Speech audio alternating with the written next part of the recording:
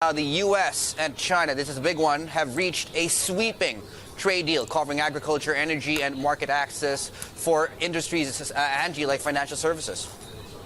Yeah, absolutely. Let's bring in Stephen Engel for all the details. What do we know and how significant is this? Yeah, it's fairly significant, of course, because Xi Jinping and Donald Trump talked about this 100-day period where they would go behind the scenes and work out a trade deal. They have delivered on this. Of course, a lot of these are deliverables that were already being baked into their arrangement, but now they've come out. Wilbur Ross, the Commerce Secretary, has come out, Angie, and announced areas of 10 consensus have been reached on trade issues, including agricultural issues, energy, market access for financial services, which has been a bugaboo, of course, of the United States for a long time, but also U.S. beef.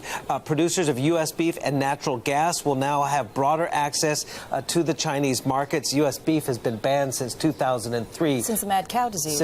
Yes, I believe a mad cow case in Washington State in 2003. So it's been 14 years in the making.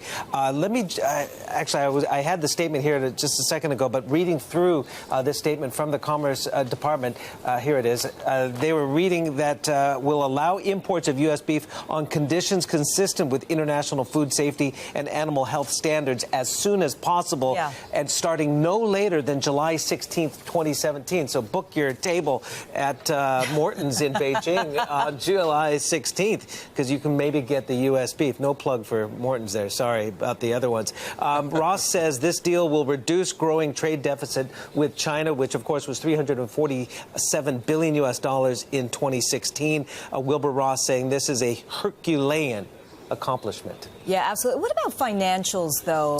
Some interesting moves for MasterCard, Visa, and Amex. Yeah, that's right, because keep in mind, I believe the United States took China to the WTO a few years ago on the access for its payment companies like Visa, MasterCard, Amex, that China was restricting them with their own monopolistic union pay.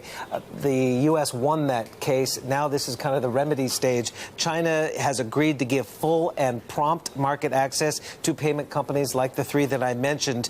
And also ratings agencies will soon be able to provide credit ratings in China by July 16th as well. Interesting.